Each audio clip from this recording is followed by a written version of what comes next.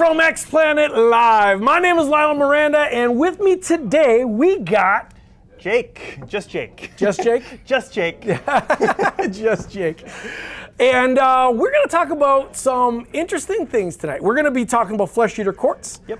But we're also going to be talking about journeys, and journeys with mental health specifically. When discussing this topic, I truly believe that every shop, everywhere, in some shape, way, or form, is a spot where many people with many challenges use that social structure as a way to overcome whatever struggle they're going with. And today we're going to be talking about specifically my man here and what his journey was, because I think it's worth not only going through, but just to see where he was, where he's at, and where he's been, where he's going. Sorry, and man, absolutely phenomenal, I think. Thank you. Yeah. I don't really know how to respond to that. Well, it is absolutely phenomenal. Okay, so what are we going to do first off? Let's talk about hobby. Sure. Okay, so hobby. What got you into the hobby of minis? Yeah, so it was actually just, I kind of had the 40K on-ramp that I think a lot of the AOS community maybe had. Yeah. Where it's like, wow, the 40K property, it's a really cool IP. Yeah. I'm on the way home from work. I have nothing to do on this soul-sucking GO train ride. I'm just going to scroll through this wiki here. Oh, crazy, the entire history of the Imperial Fist. I'll just read this. I got nothing better to do. Yeah. And so that kind of makes you like Warhammer curious. And then once you're there and you buy your first mini, then you're kind of hooked. So it kind of started with curiosity, which fed into, okay, I'm going to interact with this a little bit more. I'll play the video games. Yeah. Another very common on-ramp, I think, for a lot of us. And yes. then, okay, let's give this tabletop game a try. I'll just buy the start collecting or whatever it was at the time. Yeah. And it really caught my interest, which is kind of a theme of how I work. If things catch my interest, I kind of am stuck, whether I like it or not, doing them. If I remember correctly, your Marine army that you picked wasn't Imperial Fist, though. No. What were they again? The Spartan guys. The Minotaurs. The Minotaurs. Very good memory. Yes, yeah. It was the Minotaurs. Also, actually, weirdly enough, one of my fave factions. Yes. Oh my God, I'm mind blanking right here, but it was the Minotaurs, the Raptors, Mantis Warriors. They all came from the same same campaign in 40K, which I'm failing to remember. Badab War? Badab War, good job. That was exactly right. The Badab War segment that Forge World did, more or less, absolutely phenomenal. And it's sad because a lot of those models I think are discontinued now. Haven't followed, for now they're discontinued. Who knows? Who knows if the Minotaurs make a comeback? But fingers crossed. Yeah. So you got the Minotaurs. Yep. So when you got into it, so you got latched on, because actually it was the lore. Yeah. The lore is what initially got you. The lore, yep. And I think that's a lot of us before, like, if you get into it just for gaming reasons, it's like there's so many other games that could take your attention. You have to love the lore, whether you love fantasy or you love, like, some part of it has to resonate with you, I think. Yeah. You know, you don't have to read the stories, but you have to, the identity of the army has to resonate with you. And so that's also kind of jumped over to how I pick my AOS armies. Like, I only, I've been playing this game for 5 or 6 years now, and I only play my 2 armies because I genuinely like them. I don't like other things, and I will always like them. Are you saying you're a narrative player? Is that what you're saying? I really love the narrative, and yeah. I like to tell a good story on the tabletop. He likes to tell a story. Here's the story. Me, you. If you haven't quite picked up on the vibe, Jake's a very competitive player when it comes to AOS. And what I mean by competitive, I mean that in the absolute most positive way.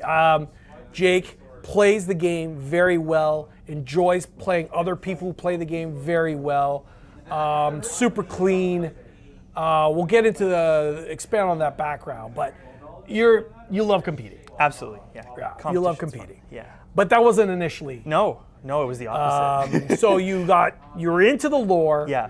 You got obviously into the painting because I've seen your Minotaur stuff painted. Yep. You started dabbling into the playing. Yeah, and that was tough for me, just because playing is inherently a social experience. Yeah. Which is something that isn't always easy for me, but just kind of, again, common first steps I think for a lot of us is we go to the old Warhammer store and we say, who's looking for a game? And we stand in the middle of the store as people go by, and we play little games on their plastic boards. Yeah. Then we graduate to the hobby shops. And we graduate to home games because we've made friends now. We invite people over, have a beer, play a game.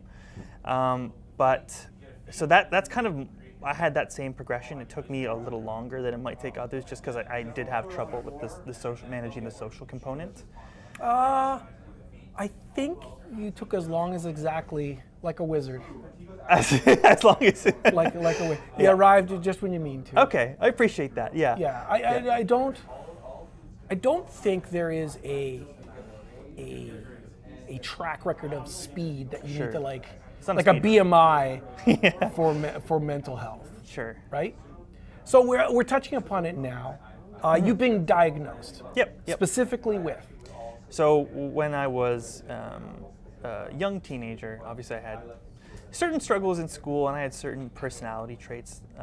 I had a sensitivity to noises. I had some repetitive physical behaviors, which some of which have endured and people will recognize if they've seen me at a tournament. I'll talk about that. Leaving that to you because I know you want to talk about it. And I had other things like, I had super hyperfixation. Like I was only focused on the stuff I was interested in, and I can't make myself interested in stuff that I'm not interested in. Yeah. And so all that kind of materialized into shaky performance at school, which led to a diagnosis at the time. Now that was 2 decades ago, probably more. Science and medicine has changed a lot, but at the time the diagnosis was that I had the symptoms consistent with Asperger's syndrome. High functioning. And I remember the words that the doctor used were a lot of people with this diagnosis, they struggle very much with social settings, social communications, context reading, clues, nonverbal clues. Said you can do it, but you have to do it manually, and I can see that it takes like a toll on you, which is true. So I'm fortunate in the respect that I can grasp it. But it's like when you tell yourself, oh yeah, I have to breathe, then you start breathing manually. I have to engage my brain to pick up on things that might occur naturally to other people. So Asperger's is, for those of you that are kind of new to the whole entire thing, it's basically an autism spectrum thing. So like Jake said, it is high functioning. Every customer that I've known who's ever been diagnosed with Asperger's or currently is high functioning autism or whatever it may be, are all pretty much the same. And the high functioning guys have an issue with body language and picking up the nuances of communication. Because we take it for granted that when a joke's a joke. But humor is an incredibly complex thing. And like when we initially met, and that's when I instantly knew, and then I adjusted, that when I said a joke, you looked at me going, is he joking? Because I saw it in your face. Are you joking? And I'm like, I followed up, I'm kidding. And it's like, oh, okay, cool. All right, cool. I mean, you now get me now.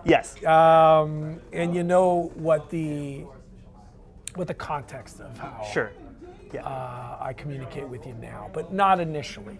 Definitely. I needed a little help getting the I need to build a database. Yes, that's And exactly then right. Once I have it, I know I can respond to stimuli in the appropriate way to be very Yes. scientific about it. Yeah, no, but that's Yeah. that's exactly right. Yeah, yeah. Which is why it's so exhausting. Yes. Yep. It can feel like work sometimes, even though Yeah. I don't want it to. Yeah. And Yeah. yeah. And it's so exhausting, and that's when you're like, okay, you know what? I'm overstimulated, and I need to take a break from you all, Yep.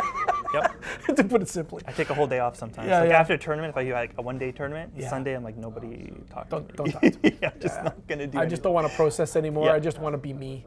Yep. I just want to be. I want to chill.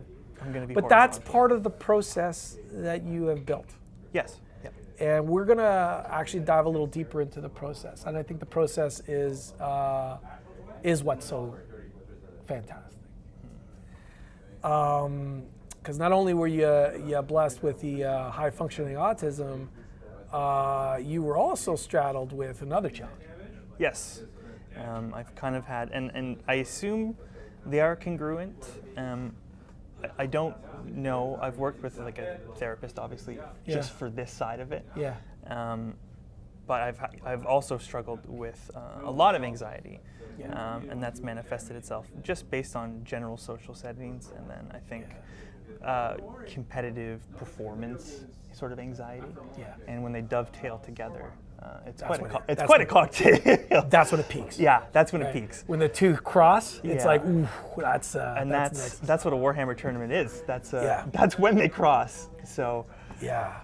So examine the words of what he just said. Yeah. And yet, so you get into the hobby Yep. because it's freaking cool. Yep. You start painting. Yep. And then you're dipping your toes. Sure. And then you've already said it. You dipped in your toes. Hey, come over. Right. Comfort setting. Yep. Home base. Home base. You know the person you're playing. Yep. So that also helps. Yep. Right. So you start doing the gaming that way. Yep. Was that a conscious decision? Yes. And I'll kind of tie it into something later as we talk to more about the bridge to competitive. Yeah. But I needed to make sure that I played in familiar places. Yeah. Built up my tolerance slowly to places like game stores and stuff. Yeah. And yes, I would intentionally seek out and play with the same players. Yes. And shout out to my very good friend Ian Turner, who has been basically my Warhammer buddy for many years. We played so many games together, and he was big part of helping me get over the hump of the social challenges. Oh, that's awesome. Shout out to you, Ian. Shout out to Turner. you, Ian. Have I met Ian Turner? It sounds familiar sure. name. I'm not sure. I'm either. not But sure. it does not matter. Yeah. Ian, you're an awesome. You're a guy. good guy. You're a good guy. One of my best friends, and so that sort of I kind of just had to take it slow like that and convince my brain like, hey, like this Warhammer thing, it's build associations between Warhammer and comfort and familiarity, rather than associating it, making a mental pathway in my brain that associates it with the unknown, uncertainty, mental load. Yeah. And just kind of now those concepts would be inevitable, but I needed time to acclimate. You gotta Yeah. boil the frog slowly, Yeah, before he yeah, jumps yeah. out. No, So, that's yeah. what an incredible insight actually into the mechanics of it. Because again, it's a conscious processing Yes. of data, Yep. of the data stream. And I refer to it as a bucking horse. So you first started with the horse in the stalls. Yep. Wasn't exactly a massive amount of movement, Nope. but you had to start somewhere, For sure. and that was the start. You then started slowly but surely playing friends in a more public Yes. domain, because that was like step 2, I guess, Yep. really. Yep. It was of the step plan of the however many steps it was. Yeah. And yes, and that's kind of when I started to show up more. I would maybe come out for more casual leagues, including at this Yep.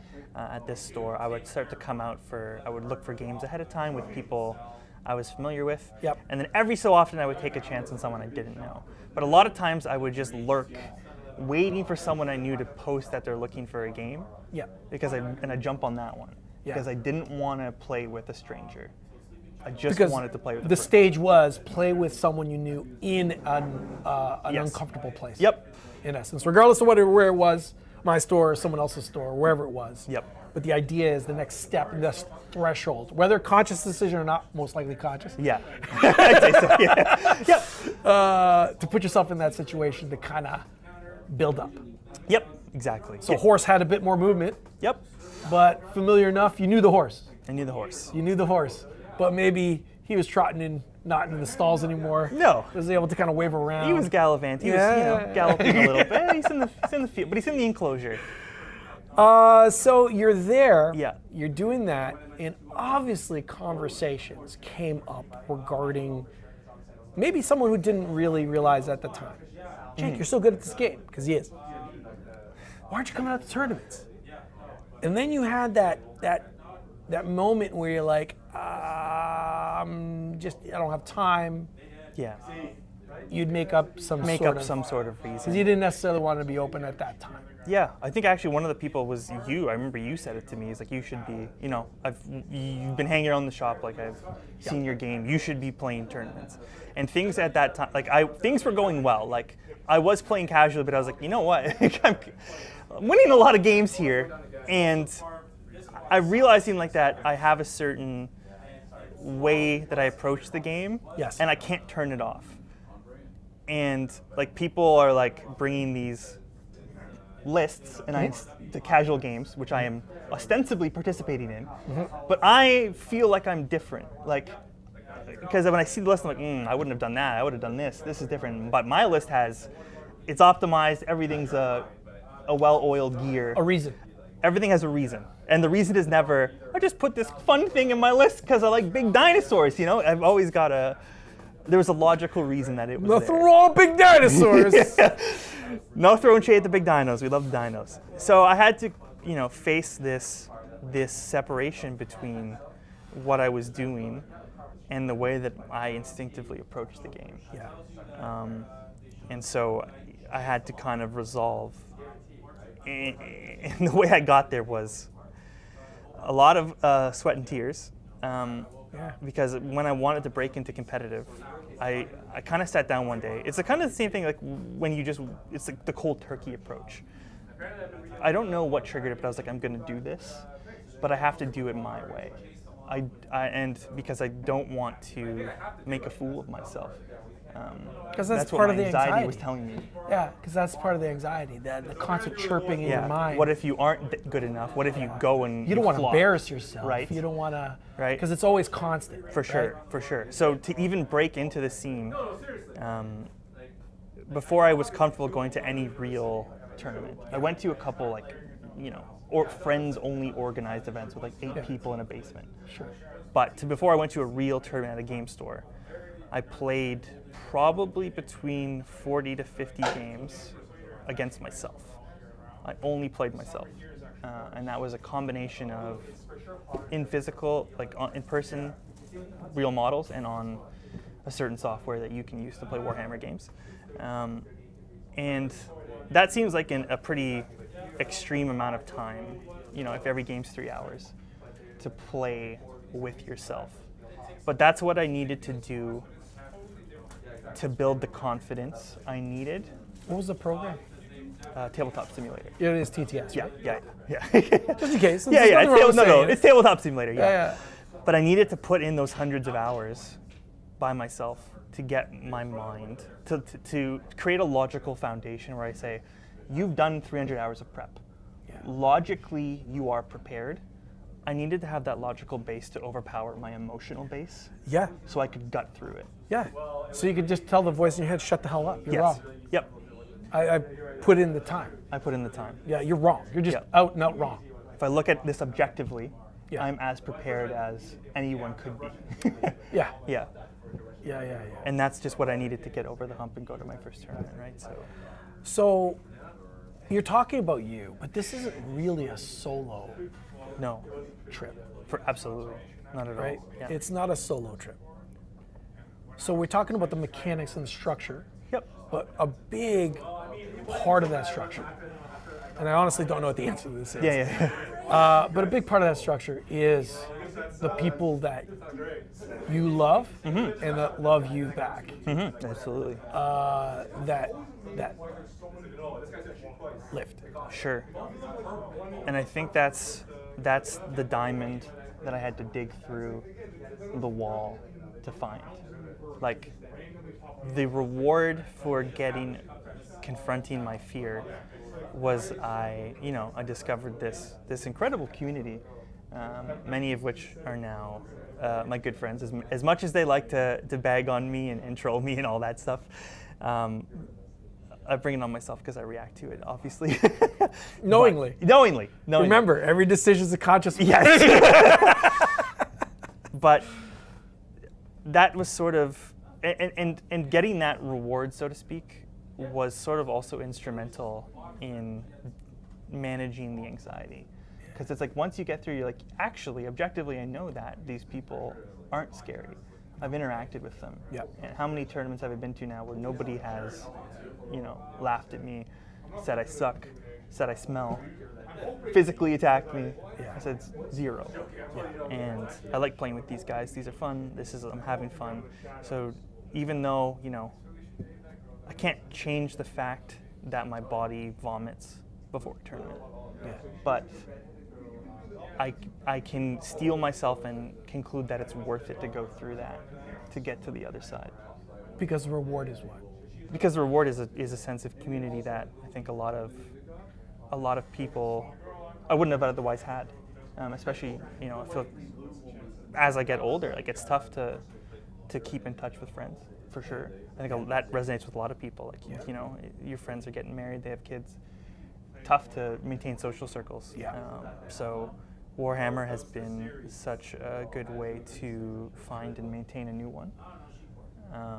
And that's kind of what, beyond whatever happens at the tournaments competitively, that's kind of the reason to go, I think. And that's kind of been a big help to me in finding the motivation to play, even when otherwise it's like, it might be tough. So what was cool was initially the project was about taming the horse, the Bronco. Yeah. And then the Bronco's always going to be there. Yep. Yeah. But then you realize the other cowboys, so to speak. Yeah. If we were to expand on the analogy. Yeah. And then it was like, oh, wow. It's not just about the Bronco anymore. This isn't about a personal goal of just controlling the voice.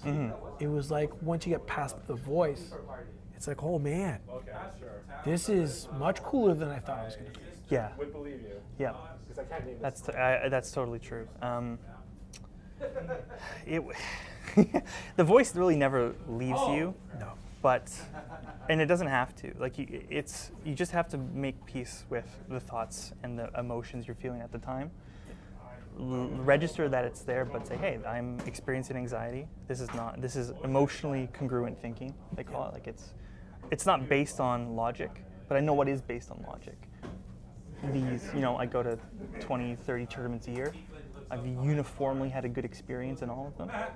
That's reality.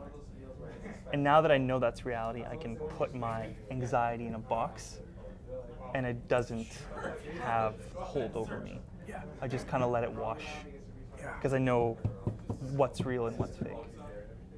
I've done it enough to have a contrast. What an awesome thing. So what was your first tournament? My first tournament, I can tell. Okay, so the first real tournament I remember very well. Yeah. I'm not going to count any of the home games. Right. The first tournament was at a Torchlight. Nice. In Burlington. Shout out to Torchlight in Burlington. Torchlight. Oh, Good sorry. Friends of the show. Yeah. And it was an RTT. And I played my very first game at a tournament was the great Jordan Duncan round 1. That's awesome. Yeah. So there was no easy mode. So it was a casual game. Yeah, just 2 narrative players having a good time. I got a hello and welcome to Season of War. So that's cool. That was tough, my first tournament, starting off with a loss. That's tough. But bounced back. I finished 2-1. So I wasn't enthused by that result. And it was in a good way. I think it was good to lose first, just because it's like, okay, the worst thing, this thing that I have demonizing in my mind, like losing, It's happened. I just lost. I'm still here. Yeah, the world isn't over. I have five. I have my limbs are intact.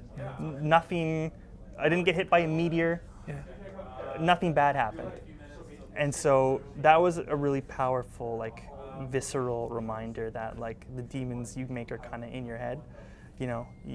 Nothing bad happens to you when you lose. Actually, only good things happen to you when you lose. Yes. Like Jordan didn't stand over you and point and go, No, and said, get out of here. Never come to here. Never play a tournament again. Yeah, exactly right. Yeah. Jordan, being the person he is, he was just extremely polite. Yep. And really competitive, and that's what you get out of the game. Like it's That's like it. that's all you really want. You want to have a good game. For sure. But again, when you're struggling, right? When you have Yes. other challenges, you insert stuff that's potentially not there. Definitely. In anticipation, thinking, I don't want to be because I'm smarter than this. I want to prep for this, and then you're like going, it's like, wow, none of this happened. Yes. And so that I'm very grateful that it kind of played out that way, because right away round one I got over the hump and I was like, I actually feel fine now. I felt worse before I played. Now I feel great. Like I can just focus on enjoying the experience rather than fighting the demon in my head that I have to be perfect. I can never lose. I have to live up to what I think I can do. I said, it's happened, and I'm still the same person. Like I had nothing.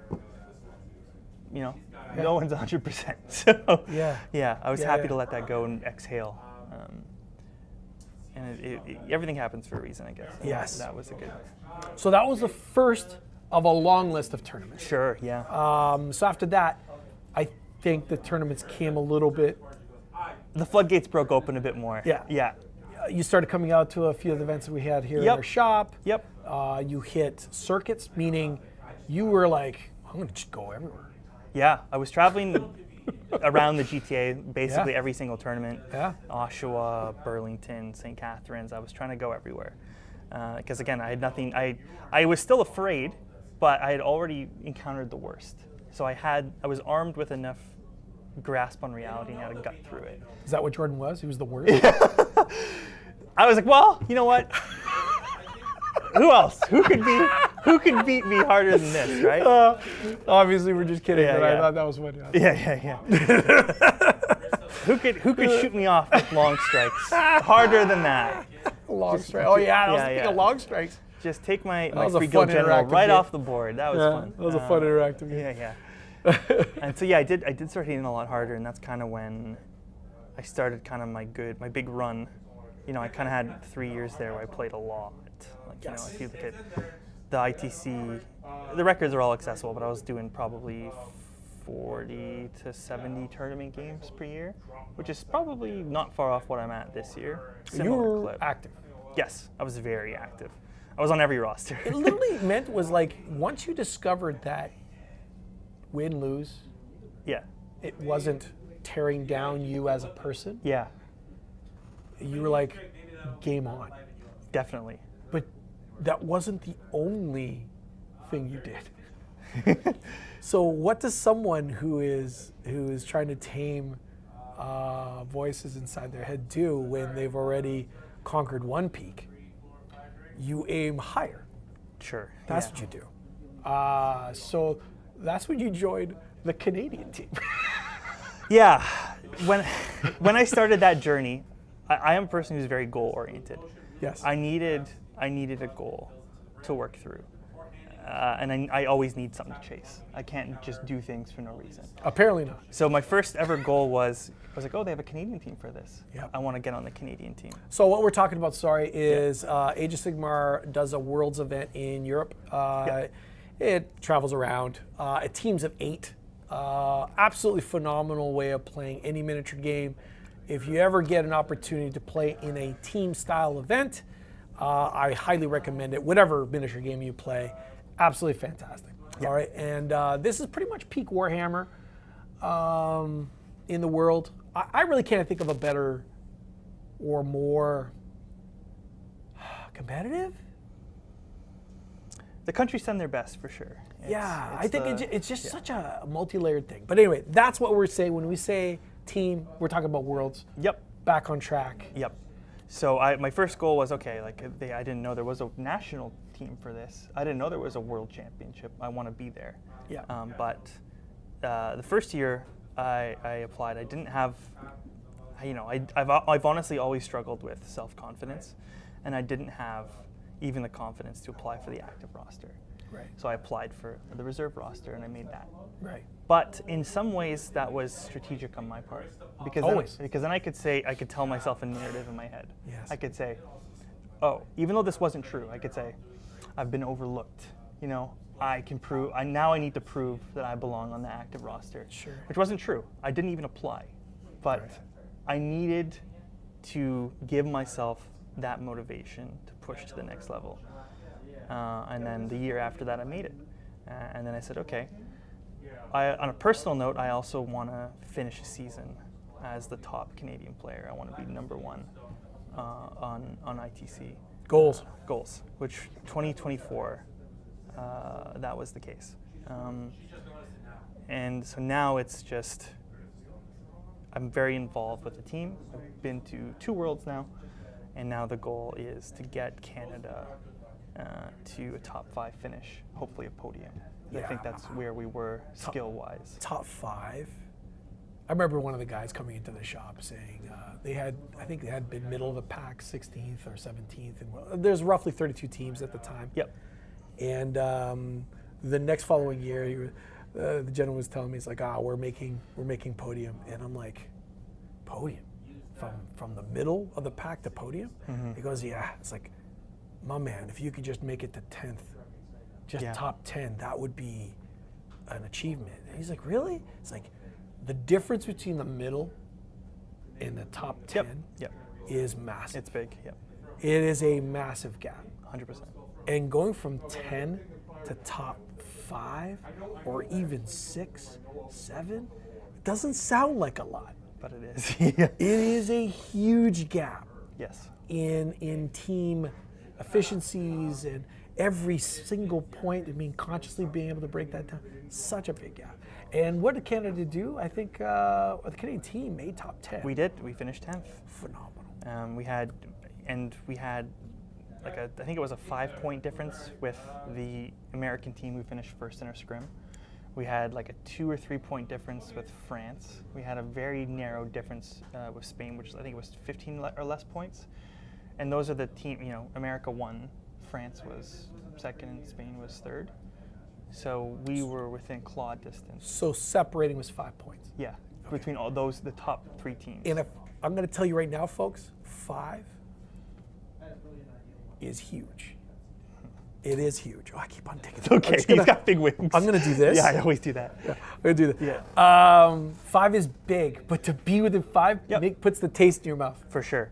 And that's kind of where, like, oh, man, like we are there. Like we can play these guys. Like we have put in the time and the effort. Yeah. They're not stomping us, you know. Yeah. They're sweating. Yeah. You know? And the American team is amazing. Like Yes. the guys who are on the American team are fantastic. Yep. Yep. Genuinely good people. Play a very competitive game. Yep. And that's true of all the teams, to be honest, or at least the vast majority of teams. For sure. That are there at Worlds. But I do want to visit the thing. Sure, So here's a man, deals with anxiety, and it's like, I'm going to set a goal, I'm going to go to the Worlds, does it. Yep.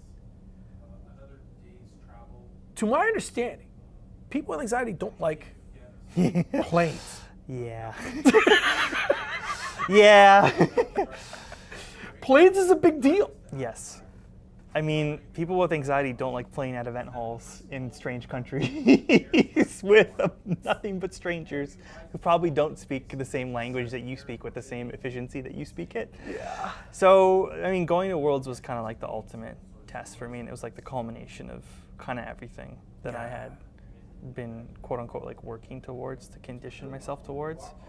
You know, not only did I have to perform from a gameplay perspective, but I had to make sure that my body and psyche could physically handle it. And it was tough. Like it takes me even a lot to commit to go to Worlds. Like I always decide very late, because if I say I'm going too early, then I panic and I ruminate on it for months. So I don't commit to it until late in the process, and I do that strategically so I protect my peace. Process. Protect my peace. But when I'm there, I got everything. Like, I can't sleep, got the vomiting. Like, that's tough. That's the toughest battle for sure. But the Bronco's super bucking. he's wild, yeah. Yeah. But I have it's all on the stakes are so high. I think that everybody's feeling that weight.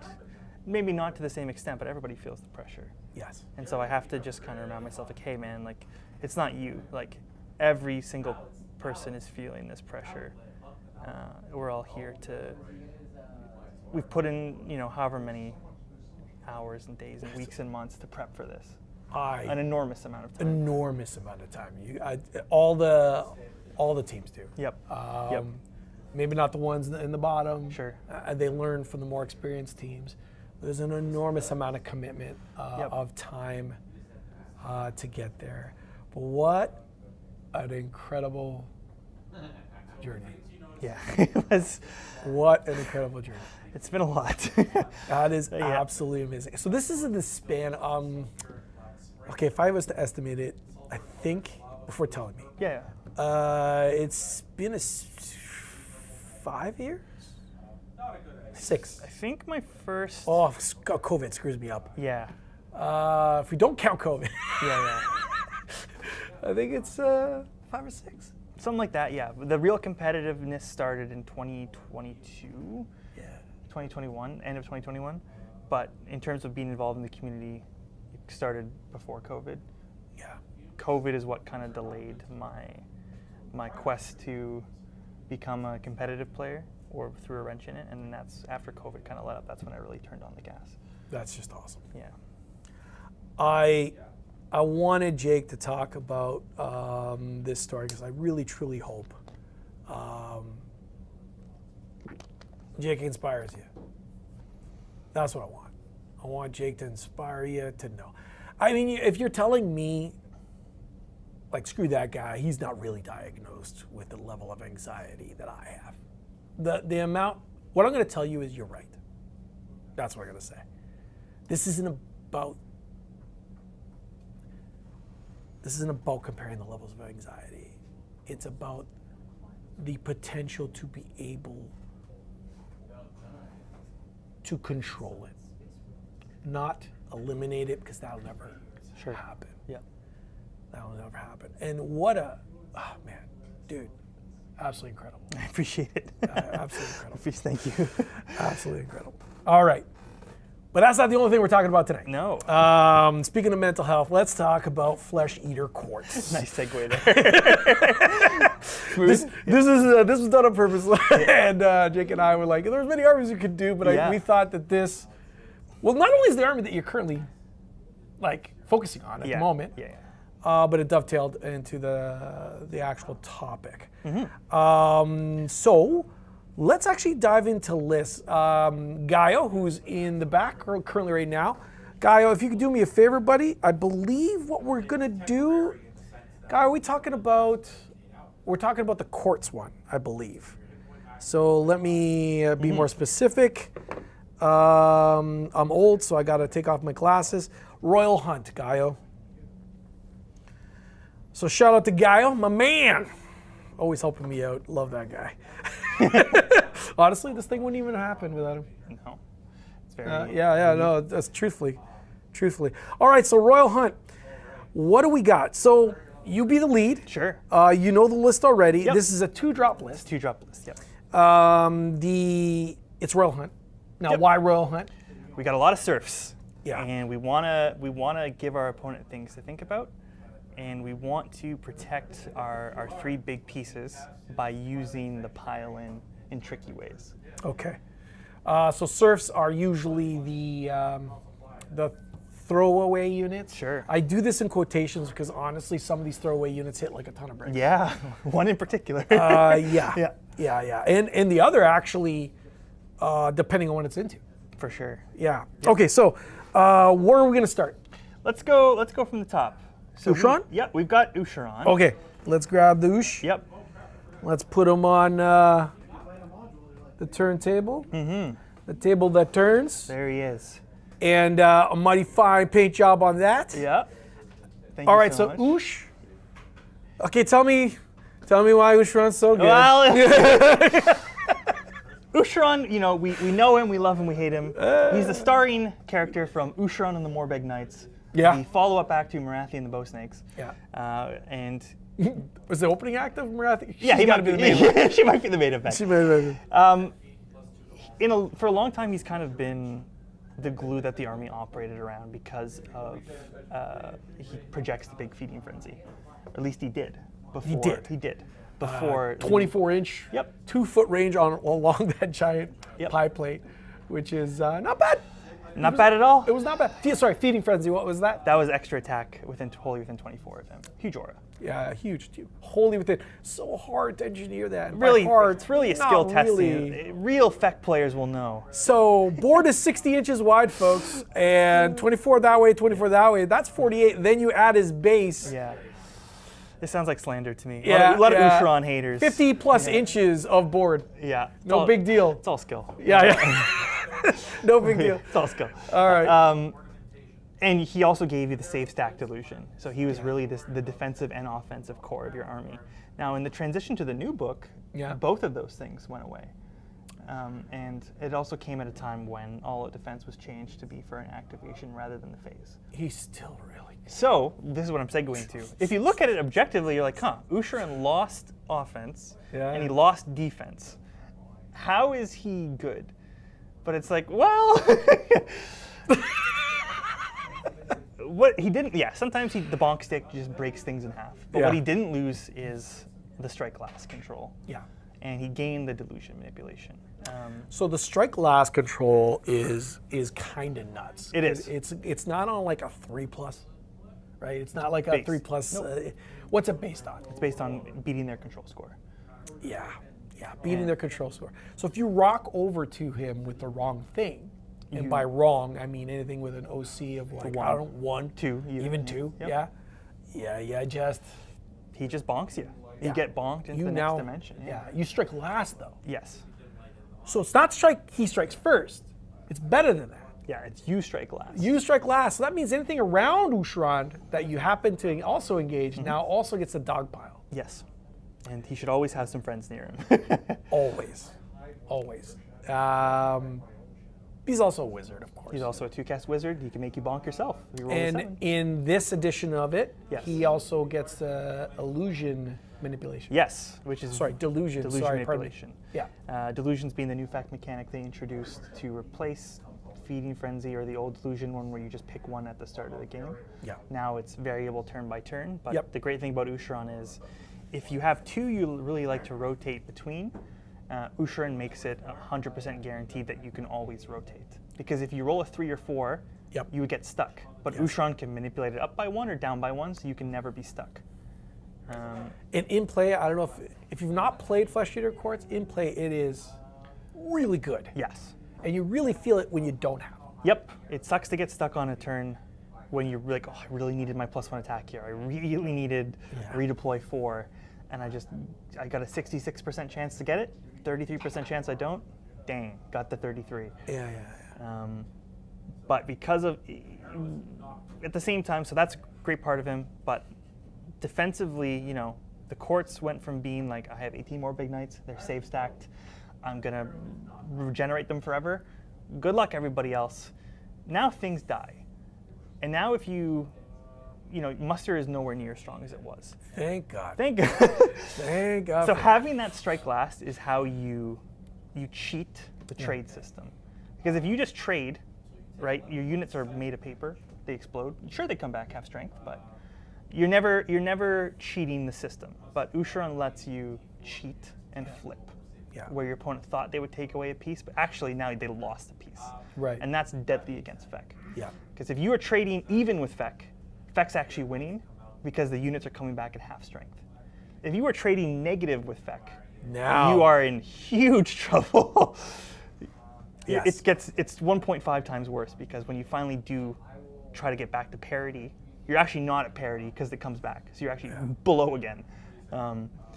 So he is super fundamental to the army.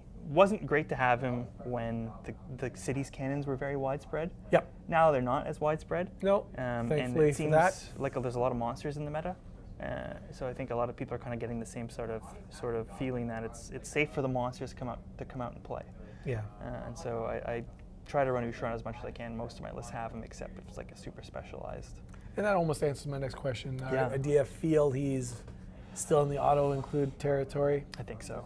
Unless you're doing a super specific list, which we will explore Yeah, later. we'll talk about that. If I was just going to make a take-all-comers GT list, I would feel very bad about not having Usharon, just because there's some armies that rely on units that just can't interact with them.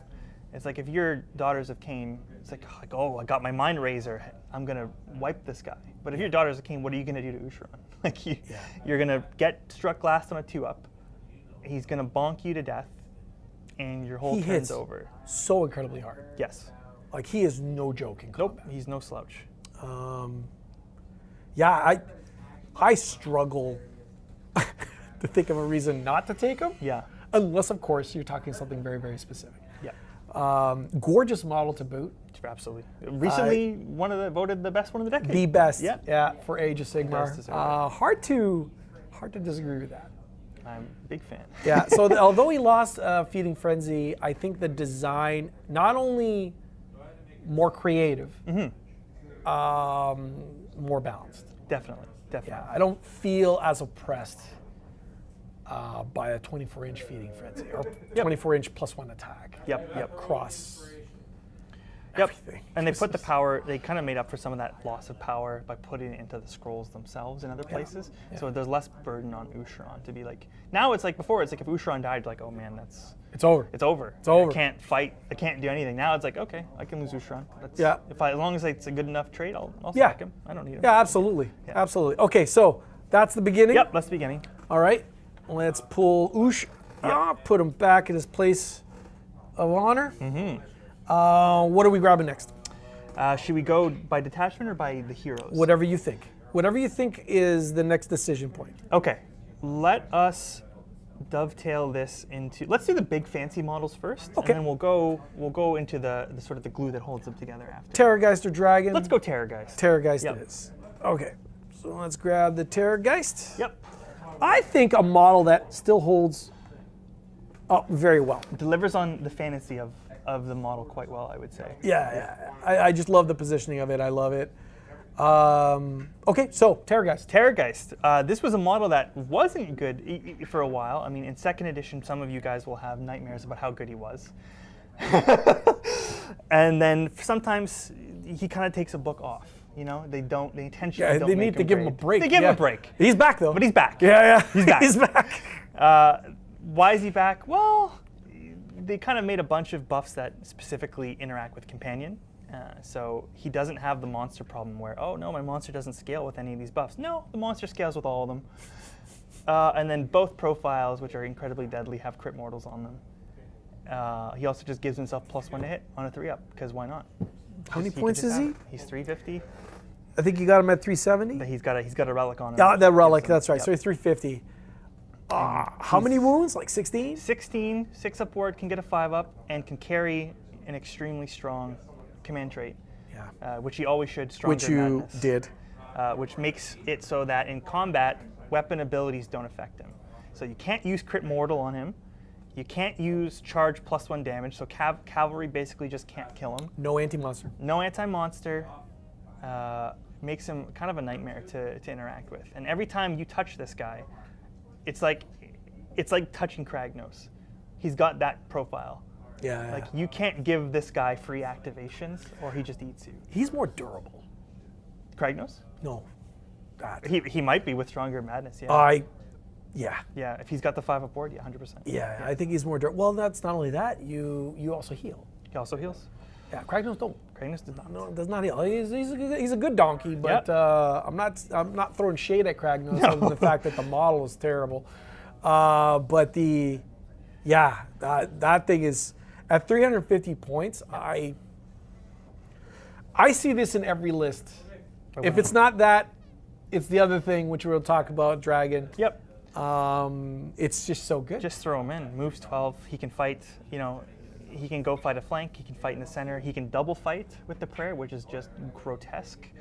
You know, depending on what he's kitted out with and what buffs you have active at the time, his average damage is like between 20 and 30.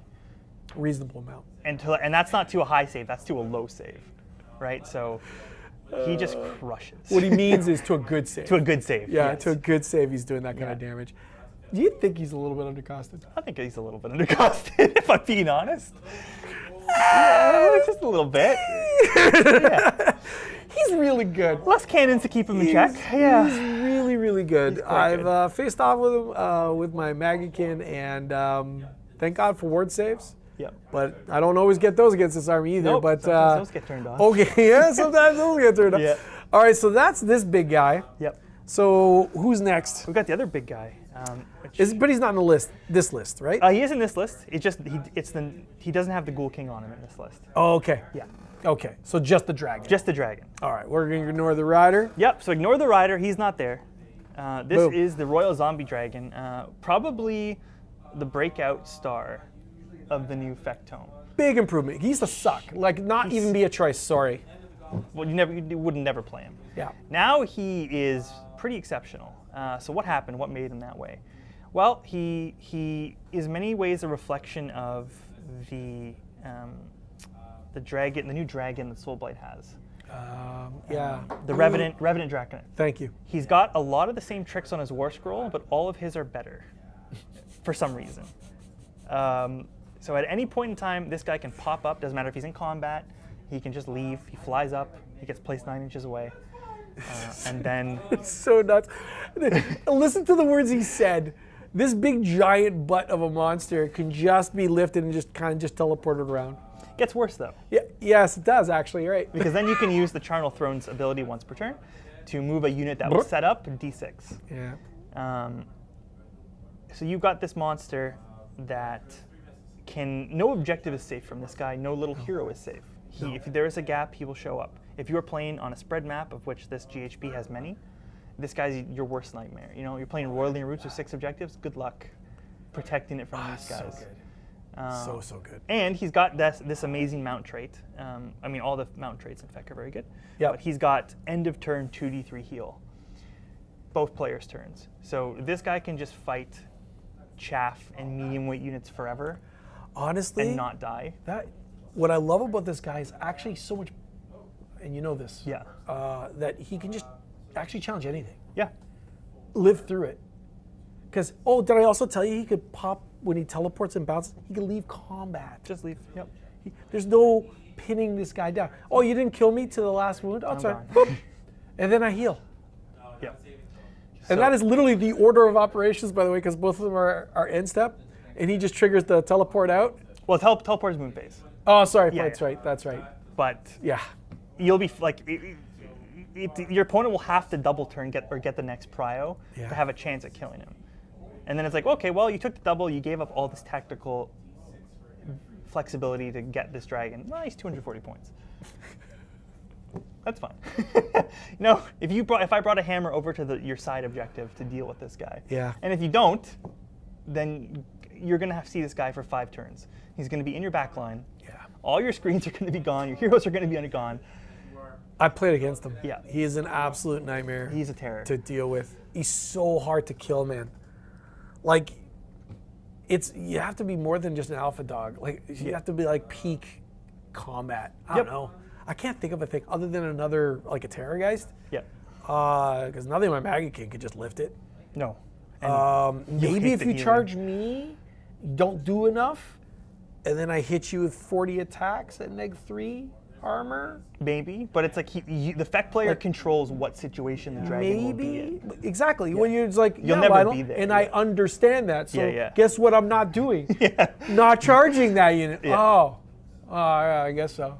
My 4-inch moving thing doesn't dictate that. Doesn't dictate, no.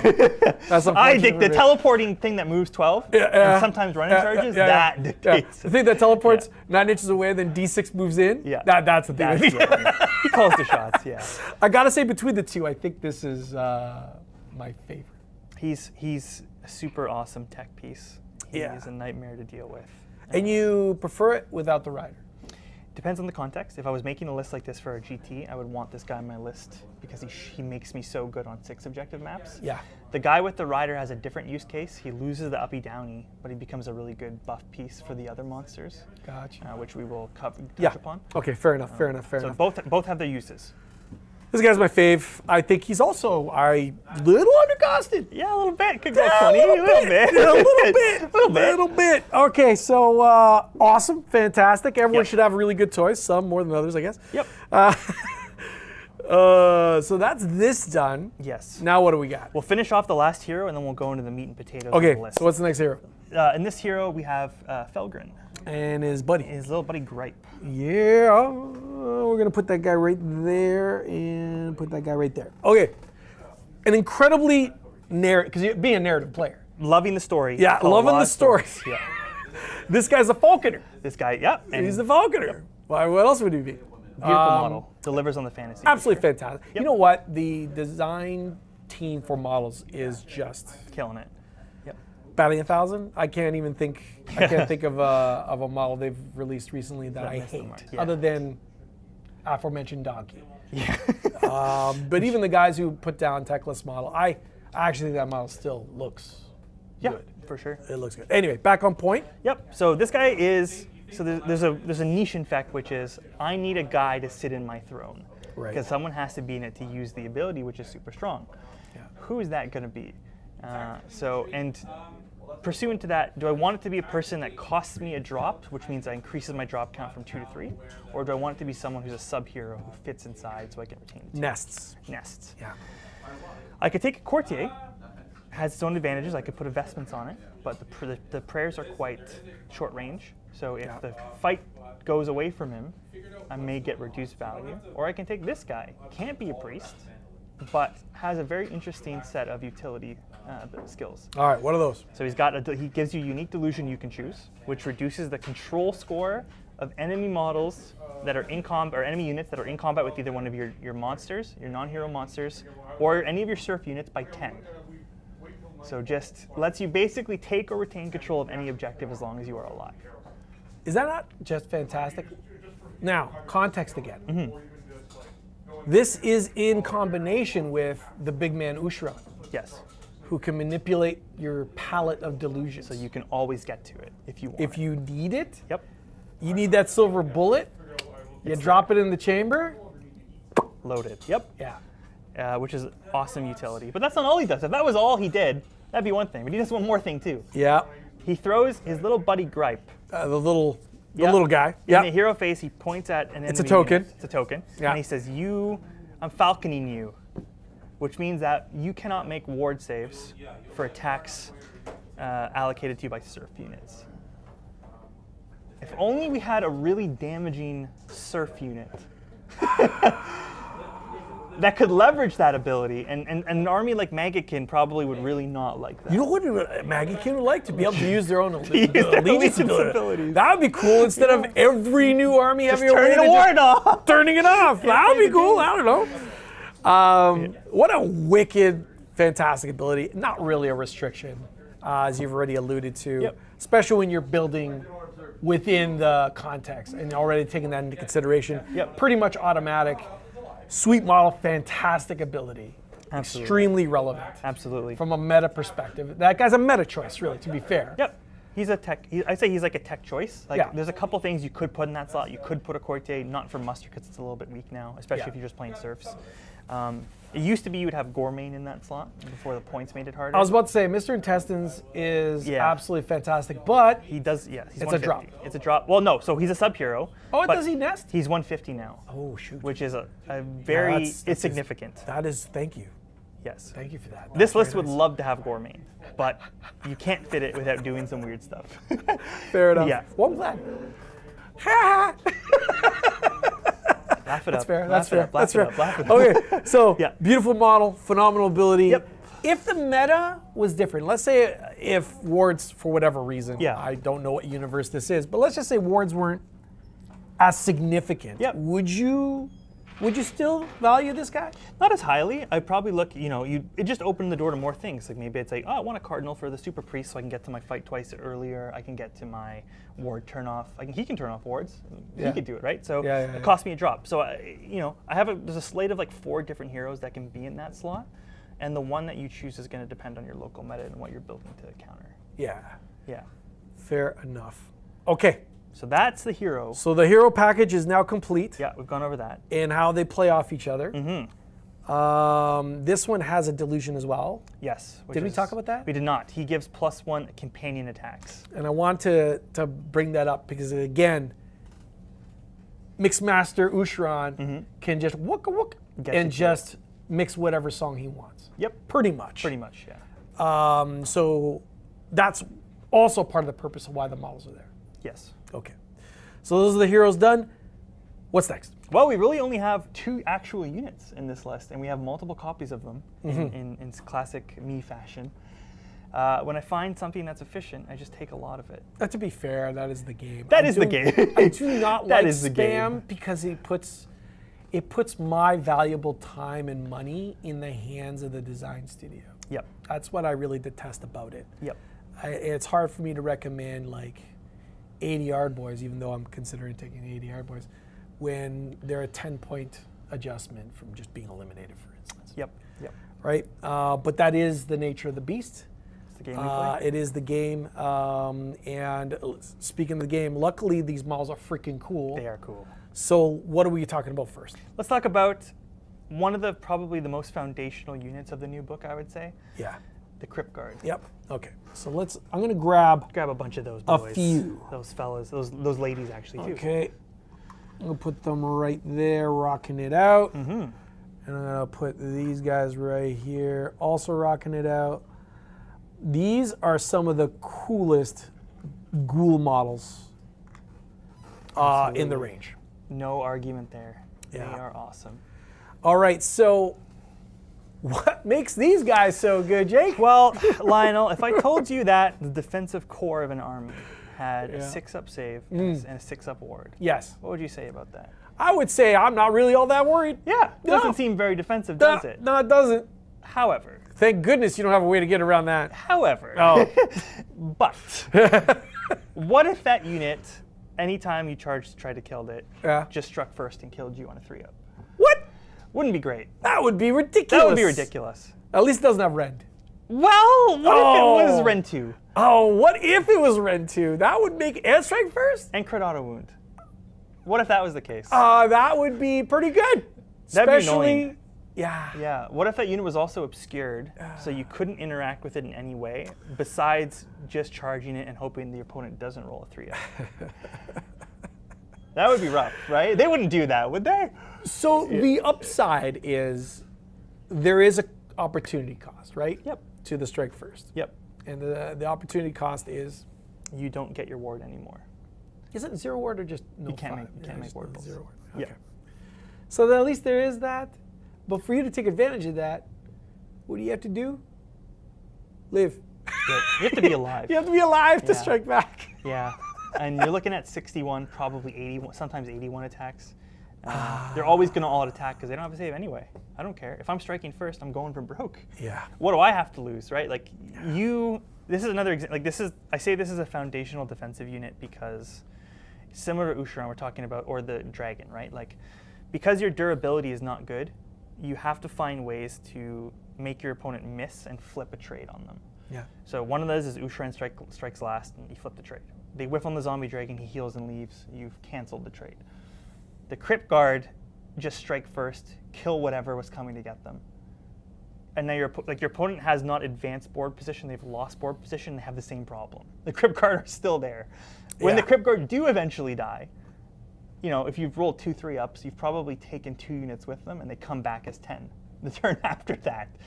Right? So this unit is so, not egregious, but is so effective at getting ahead in trades or forcing trades that are favorable to you that sometimes people just don't charge them. If your opponent's a very strategic player, what's the risk evaluation? Like, it's so bad if my unit gets killed on my own turn. When they're not at rend 2, Yes. I don't mind them. No. I think they're good. Yep. Like really, really good. Yep. When they're at Ren 2, Yeah. it is another universe. It doesn't sound like, for those of you like newer to the game, and you're like going, well, really? Is that dramatically different between just one point? And I'm like, yes. Yeah. The answer is yes. Yep. It is a massive difference. Because you get all out defense, sure, maybe. We'll talk about that, I guess. Because you can deny commands too, right? Or am I making stuff up? That's gone now. Yeah. No, that's gone, okay. But you get all out defense, but what the Ren 2 does, it still puts you right back at -1 to your armor save. It's just literally, and that changes math massively. Absolutely. Every point is equivalent to roughly 17 percentage points-ish. Yep. And it is a big Yeah. difference. Big difference. Especially if you're relying on monsters like there are monsters are not particularly wound dense for what they cost. Yeah, you So- typically really heavy monsters like Yeah. 16. So if you're an army that relies on like a 300-point monster with like 14 wounds, Yeah. are you really, how attractive is it to gamble that monster engaging the Crypt Guard? Because you on 61 attacks, 3s and 4s, sometimes 3s and 3s Ren 2, that monster will die. Yeah. You know, it doesn't take a huge spike for that monster to die, and you are minus 300 points instantly, Yeah. and they're minus nothing. Like Yeah. yeah, that's a game-losing interaction. Yeah. But how do you if the obscuring is set up just right, or the objective's obscured, God forbid, what do you, what's your play around other You than gotta risk it? engage. Yeah. You got to engage. Yeah. And knowing that they're going to strike before you unless you have the ability to strike first as well.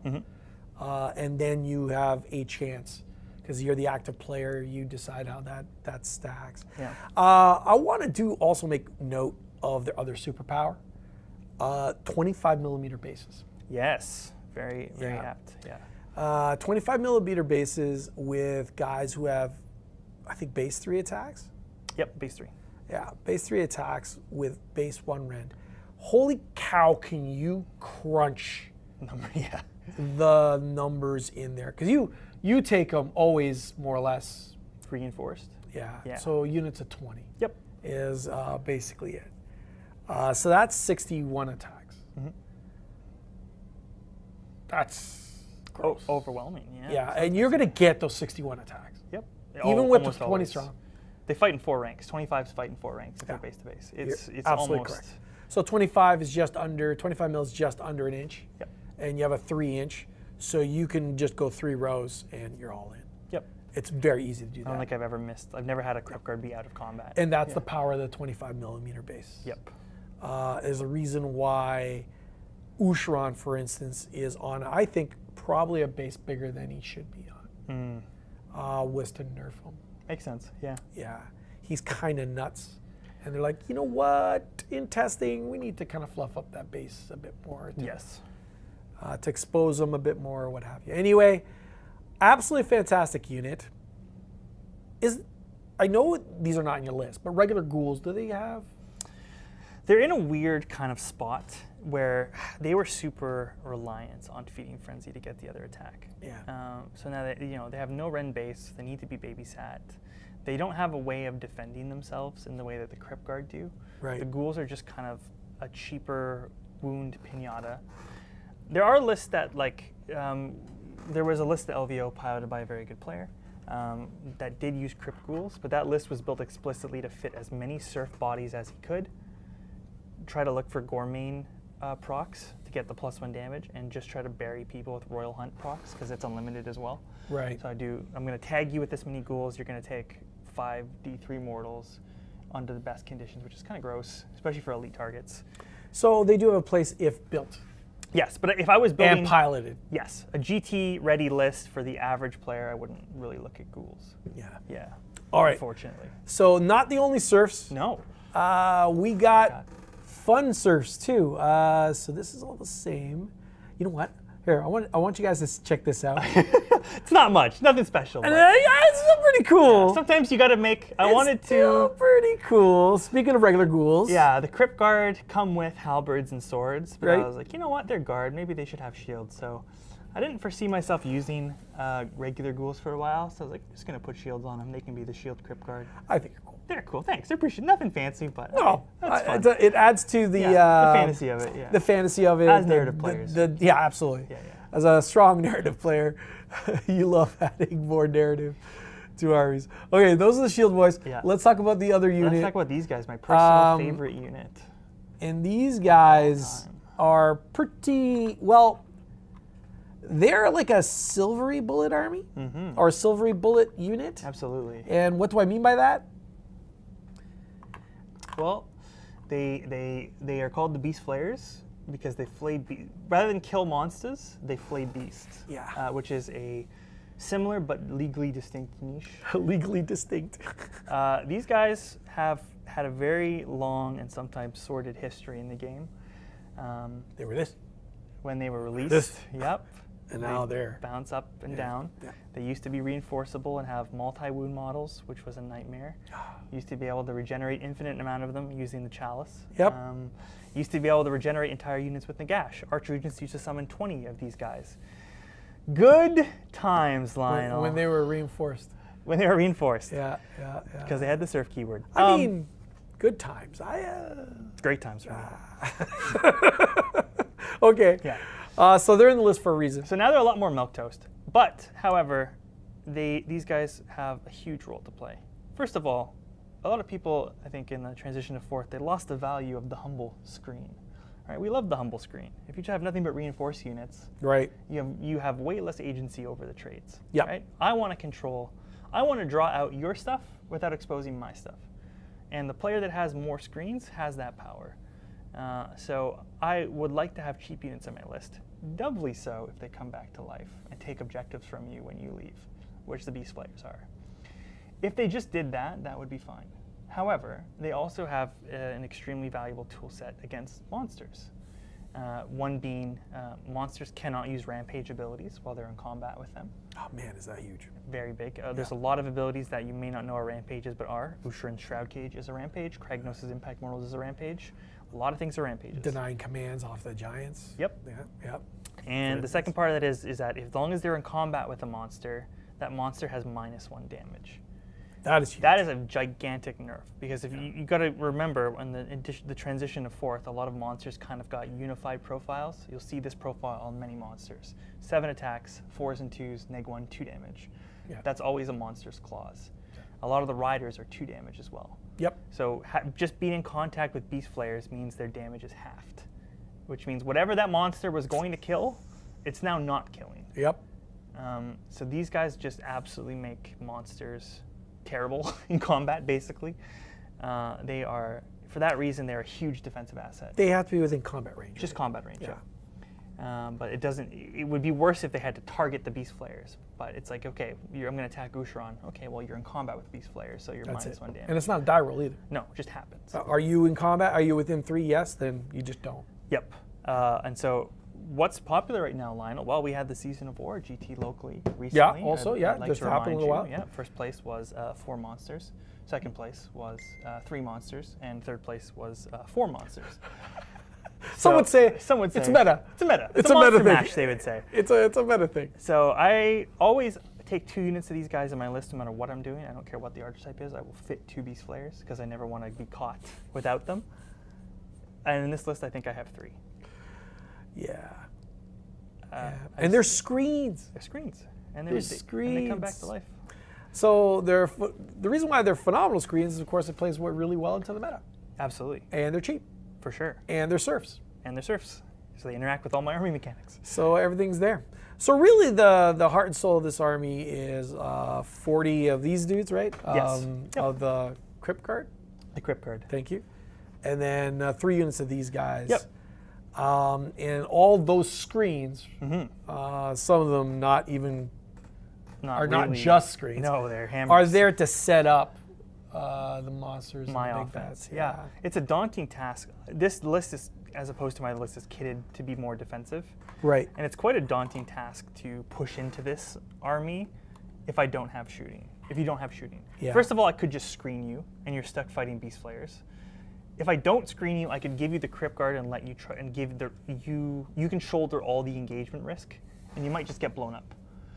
Then if everything happens and you somehow get access to Usharon, you could still be strike last. Yep. So if you're an army that's playing the game honestly, which is conventional melee, this is a nightmare to wade through this much stuff. It's just, how do you do that? How do you do this against the Slaves of Darkness army? And you might, let's say you have finally I'm going to get my double turn, right? And I've set up, end of turn, I'm going to do my pile in, now you're tagged. Now you don't have a double turn. Yeah.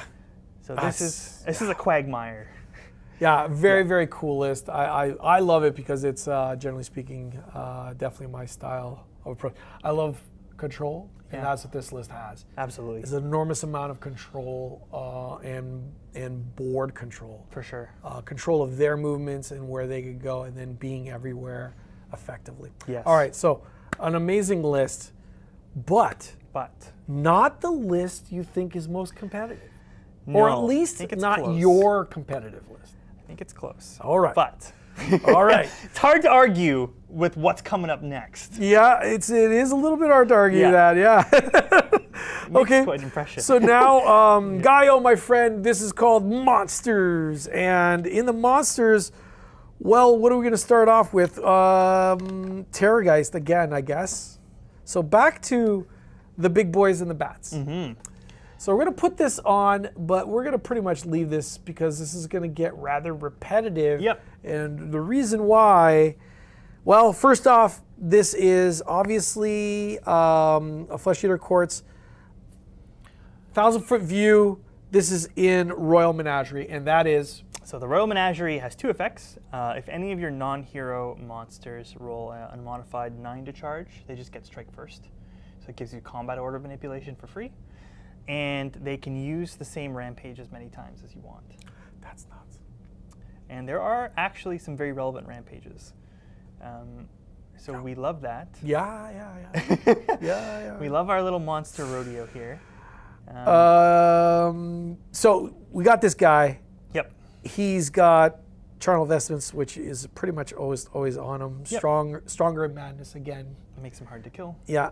Stronger in Madness is the one that turns off weapon abilities. Yep. You took the High Falconer in this list. Yep. Because for all the same reasons you took it in the other list. Just good throne sitter. You ignore wards, and it's not a thing you have to roll for. It's just the only condition is surf. Yes. So in this case, we're leveraging that part of it a little bit less. We still have the Beast Flayers. Yeah. We need someone in the throne. We don't need a courtier because we have nothing to muster. Yeah. But we do get his delusion, which is good utility because everything in this list is monster. Yes. Yeah. So that's the Terrorgeist. Now we go over to this guy who is actually what he is. Yes, the Ghoul King. Whereas before it was just a dragon, but now we got the Ghoul King. Yeah. Someone at the driver's seat, and that's going to be on the second frame, Gaio. This Abhorrent Ghoul King on Zombie Dragon has Revered Monstrosity. He sure does, which is, if you play Fire Slayers, it's similar to the Droth Helm, but he projects a 12-inch aura of just flat +1 to hit for companions, which is not nice at all.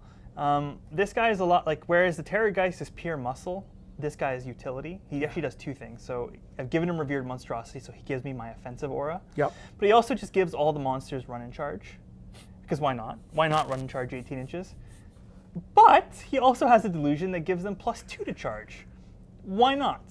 Why not cross the board with 5 Terrorgeists and slam into people? Because there's 5 Terrorgeists. Because in there's this 5. list. That's spoiler, it's coming out. If you're not seeing it on your screen right now, you will in a little bit. But why not countercharge with +2 as well? Yeah. So this guy is the utility god. We love him. He's not even terrible in combat. He's still pretty hitty. He doesn't do crit mortals. He does crit auto wounds. But he has more attack space. Technically, this is the more defensive techie. He's the techie one. The Terrorgeists are the full the bitey ones. Yep. 5 of them. That's a lot of Terrorgeists. That is. Can't even count that high. And the thing, no, as a destruction player, I certainly can't. That's for sure. But you will always dictate, pretty much. The combats, yeah. Yeah, and that's the power. Absolutely. The ability to dogpile at will. Yes, and it's a lot. It's a lot like Sabetti's Kragnos and the Big Pigs. Yes, absolutely. In that I have the same, this sort of list has the same threat and reach and damage profile, But defensively, you'd be like, well, the Terrorgeists are 14 wounds, 4 up save, 6 up ward. That's killable. True. But think about the mechanics of how are you going to kill them, right? How are you going to wade into this cluster of Terrorgeists? How many are you going to tag? Are you content with just killing one and leaving your hammer with 4 other Terrorgeists surrounding them? The other question is how you even dictating the tempo of that. For sure. Right? Unless you have Kragnos comes up a lot. Unless you have a Kragnos that can grant units 3d6. Your own reach, Your own reach to counter, or the ability to shoot. Yeah. This is terrifying. It's nasty. It's nasty. Get some big wins. This is a swing for the fences. Yes. If someone has an answer, you are hooped. But I am not 100% certain what the answer would be other than Gaf's monster killer. Dedicated anti-monster Yeah, list. monster killer list. They were trying to. I almost got paired into that in a team tournament, but I just dodged it. So Yeah. Like, are monster kills a problem? Honestly, if they didn't have Kragnos, I really wouldn't care. But they do. If they do, they always do. That's the problem. So But even if they care. don't, you engage them. They're like, oh, you're gonna strike last. Yeah, I mean, it's fine. Like, again, if Kragnos wasn't there, Yeah. I could take the damage and just kill the monster killers. Yeah, And it's like, yeah. okay, you have no monster killers. I have 5 wounded Terrorgeists, but I have 5 Terrorgeists. Yeah, the monster kills aren't exactly durable. No, they are. They're cool techie piece. I'm glad they exist, but they are not. They're not 5 Terrorgeists. No, they're definitely not. They are not 5 Terrorgeists. I'm assuming you've already obviously tested this out all on TTS. Many times. Yeah. How many games you got under your belt on TTS on this one? On monsters specifically? Yeah. 20. 20 games? Yeah. And what is your scary matchup? I would not want to play monster killers. Anything with Kragnos, anything that's like, I would not want to play super heavy shooting, but it's like some of the the shooting that exists in the game now generally is quite weak to just being pushed in on. Yeah. And it's like, if you can only remove 1 Terrorgeist per turn, that's too slow, because I'm going to be on you.